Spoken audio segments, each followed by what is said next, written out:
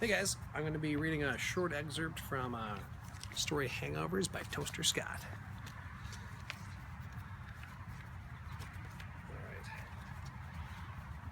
Carl and Claire were berating me for hours on Friday. They talked about it so much it made me sick with nervousness and grief. Call her, Casey. I even think about it. I know exactly who you're talking about. The Janine girl is hot. I mean, she's like your type of girl hot. What do you mean your type of girl hot? You know, like hipster hot. She's not really my style. I like more rotund girls like Claire. He says as he gives a sly look to Claire sitting across the table from him. Fuck you, Carl. I'm not fat. I didn't say fat, I said rotund. It's like the classy fat. Technically, you're in shape. He starts to snicker and she whips him across the chest with the back of her hand. He starts laughing hysterically. While he laughs, her face turns from anger at him to smiling at me. But seriously, Casey, this idiot's right. Why don't you call her? I don't know. I like what I got going now. I don't need some kind of romantic tragedy to offset my life. What if things don't work out? What if she sucks and she won't leave me alone? I feel peaceful, you know? I don't need some strumpet fucking that up for me. Casey, don't you even want to get laid? Claire smacks Carl in the chest once more. Pig. But in some sense, I hate to agree with this fucker. He's right. I mean, are you harboring bats down there or what? Claire's so used to being around boys, she kind of takes on that Velma role of the group. Even though she's pretty and not actually fat in real life, she's sort of the third guy of the group. She has 3 older brothers, and that never let her act like a lady. She was always treated as if she was stowing a penis, and after many years, she never let the flame of her femininity go out. I mean, I guess you're right. My pump hasn't been well flowered in quite a while. Was that a Romeo and Juliet quote, dude? Maybe you shouldn't call her. Fuck off, Carl. I think for a quick second, and then I take out my phone. I dial Janine's number and begin to call. Brrr, brrr, brrr. Carl and Claire sit in anticipation, poking and prodding me with jeering motions and all smiles. Stop it, I whisper. Hello? Janine. Yeah, who is this? It's Casey from the rental store. Oh, hey, I thought you'd never call. Yeah, well, I am. Well, I'm glad. What's up? She sounds a lot less nervous over the phone. This time I'm nervous for some odd reason. Maybe it's my performance for my 2 dumb friends sitting there staring at me like 2 children watching a magic trick. I don't like this. I was just calling to see if maybe you'd want to, I don't know, get dinner sometime and maybe watch some films. I just got Carway's In the Mood for Love in the mail. We're supposed to watch it for class anyway, and I heard it's a great film. Yeah, that sounds awesome. Tomorrow night I'm free? Me too. How about I pick you up at like 7? How about 7:30? Fine, I'll pick you up at 7:30. Text me your address? Sounds great. Cool, see you then. Carl immediately starts laughing after I hang up. Carl mocks me by concluding remarks. Cool. See you then. Fuck off, Carl. Oh, now don't be like that.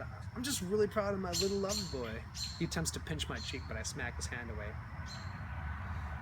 To Casey, Claire says when she raises her glass of wine. Alone today, together tomorrow. Here, says Carl. Okay, but who knows what I'm getting into. We clink our glasses and everyone smiles in different ways. Claire smiles at me with happiness. Carl smiles at me with levity and friendly judgment. I stare back and my smile is more of a half smirk. And I take a long, slow drink of my wine. I pick up Janine at 7:45. She lives in a house downtown and she's waiting on the sidewalk as I pull up. She's wearing her intellectual glasses and a cotton sundress. Her hair has been curled up and she looks more put together than when she shows up to the rental shop. I kind of feel bad. I didn't really do much to prepare. I'm still wearing basically what I had on at work. I also have my intellectual Buddy Holly looking glasses, but I don't try to look smarter than I am. I wonder if hers are even prescription. She opens the passenger side door and gets into my Honda Civic, a real chick magnet of an automobile, I must say. with its injured tailpipe that makes it sound like a trash can rolling down the street, and its custom faded interior makes for a pretty sweet whip. Hey! Hey, sorry I was running a little late. I took a nap and woke up a little late. I'm lying. No worries, I'm starving. Where are we going to eat? I'm taking her to a little diner on the edge of town. It looks run down, but they have the best pork chops and pies that I've ever had.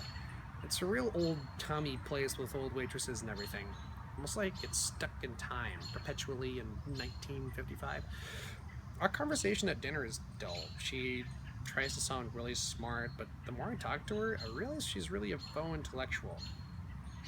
There's so many people like that nowadays. They collect vinyl and they've read Kerouac's On the Road, and one time they took a trip to Bangkok or some other random travel spot, usually somewhere in a third world country. They haven't thought deeply about anything, but they've listened, read, and viewed material from people who have. It's like they have intellectual... They feel intellectual by extension. And that, my friends, is the most lame thing a person can do. I try to make jokes periodically, but they aren't as funny to her now. At times I wonder if she realizes too how wrong we are for one another. I mean, 5 minutes into the date and she's already talking about how John Mayer is coming back in a big way. Really? Oh, that's so interesting. So, we finish the dinner and we go back to my place. I grab a blanket and put in the Mood for Love on my Blu-ray player. The movie begins to play and Janine quickly realizes that the whole movie's in subtitles. The film is set in Hong Kong, so all the characters are speaking Mandarin. Oh, god damn it. I hate movies with subtitles. I happen to love movies with subtitles. The thing people don't realize about subtitled movies is that they're almost more revealing in a way, even if you don't understand the language. You can still understand the subtext, much like when you first watch one of Shakespeare's plays, and even though you can't be bothered to really understand the language, you still get the plot. The whole movie features two individuals who shouldn't be in love, but they do anyway. I mean, that's a seriously watered down explanation of the plot, but there you go. I wonder if that has any meaning to the charade me and Janine are playing here. Slowly but surely, she starts to cuddle up to me. Now it's clear I'm the only one not having a good time. She keeps hinting that she wants me to put my arm around her, but I don't. It's not because I'm a dick, but I got really invested in the film. I couldn't be bothered to start cuddling. So she falls asleep on my shoulder, heavily leaning on me.